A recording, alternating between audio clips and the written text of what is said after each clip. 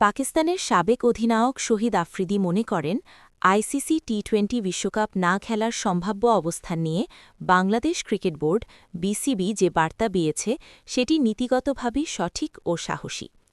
আন্তর্জাতিক ক্রিকেটে সম্মান, নিরাপত্তা এবং সমান আচরণ এই তিনটি বিষয়ের প্রশ্নে বাংলাদেশ যে অবস্থান নিয়েছে তা শুধু একটি দলের সিদ্ধান্ত নয়, বরং পুরো ক্রিকেট বিশ্বকে একটি বার্তা দেওয়ার মতো বিষয় বলে মনে করেন আফ্রিদি। তবে একই সঙ্গে তিনি পরিষ্কার করে বলেছেন, যেহেতু পাকিস্তান দলকে ভারতের মাটিতে খেলতে হচ্ছে না, তাই এই মুহূর্তে বাবর আজম ও শাহিন শাহ আফ্রিদিদের বিশ্বকাপ বয়কট করা উচিত হবে না। আফ্রিদির মতে বাংলাদেশ যে উদ্বেগগুলো তুলে ধরেছে তার পেছনে বাস্তব কারণ রয়েছে। ভেন্যু, নিরাপত্তা, রাজনৈতিক বাস্তবতা এবং টুর্নামেন্ট পরিচালনার ক্ষেত্রে আইসিসির ভূমিকা সব মিলিয়ে বিসিবির প্রশ্ন তোলাটা অস্বাভাবিক নয়। তিনি মনে করেন, আইসিসি একটি বৈশ্বিক সংস্থা হওয়ায় তাদের সিদ্ধান্তে সব দেশের জন্য সমান মানদণ্ড থাকা জরুরি। কোনো একটি বোর্ড বা দেশের স্বার্থকে অগ্রাধিকার দিয়ে অন্যদের উদ্বেগ উপেক্ষা করা হলে সেটি ভবিষ্যতে আন্তর্জাতিক ক্রিকেটের জন্য ভালো বার্তা দেয় না। বাংলাদেশের অবস্থানকে প্রিন্সিপাল স্ট্যান্ড হিসেবে উল্লেখ করে আফ্রিদি বলেন, ছোট বা মাঝারি শক্তির দলগুলোর কথা শোনা না হলে ক্রিকেট ধীরে ধীরে ভারসাম্য হারাবে। তিনি মনে করেন, বাংলাদেশ শুধু নিজেদের কথা বলেনি, বরং ভবিষ্যতে এমন পরিস্থিতিতে পড়তে পারে এমন দলগুলোর পক্ষেও প্রশ্ন তুলেছে। এই জায়গায় বিসিবির কূটনৈতিক ভাষা এবং সরাসরি অবস্থান দুটোকেই তিনি ইতিবাচকভাবে দেখছেন। তবে পাকিস্তানের প্রসঙ্গে আফ্রিদির বক্তব্য ভিন্ন। তিনি বলেন, পাকিস্তানের বাস্তবতা আলাদা। যেহেতু পাকিস্তান দলকে ভারতের মাটিতে গিয়ে খেলতে হচ্ছে না, তাই একই ধরনের বয়কট সিদ্ধান্ত নেওয়ার যৌক্তিকতা নেই।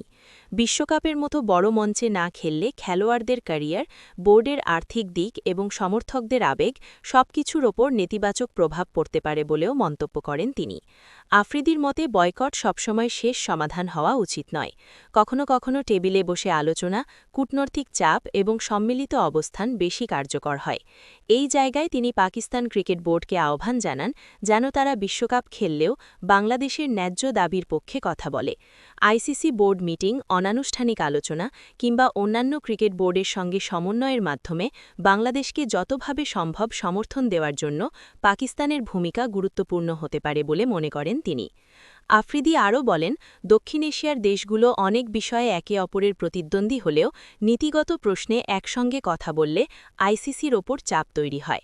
বাংলাদেশ যদি কোনো বিষয়ে অসন্তুষ্ট হয়, তাহলে সেটিকে শুধু বাংলাদেশের একার সমস্যা হিসেবে না দেখে পুরো ক্রিকেট ব্যবস্থার একটি ইস্যু হিসেবে বিবেচনা করা উচিত।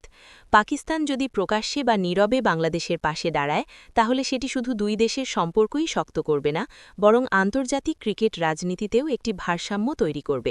সব মিলিয়ে শহীদ আফ্রিদির বক্তব্যে স্পষ্ট, বাংলাদেশের অবস্থানকে তিনি সমর্থন করেন, পাকিস্তানের বিশ্বকাপ বয়কটের প্রয়োজন দেখেন না, তবে বাংলাদেশের পাশে কৌশলগত ও নৈতিকভাবে দাঁড়ানোর আহ্বান জানান। তার মতে ক্রিকেট মাঠের লড়াই আলাদা বিষয়, কিন্তু ক্রিকেটের ন্যায্যতা, সম্মান এবং সমান সুযোগের প্রশ্নে সবাইকে এক কাতারে আসতেই হবে। সব ধরনের খেলার খবর পেতে সাবস্ক্রাইব করুন। সঙ্গে থাকুন খেলার পাতার।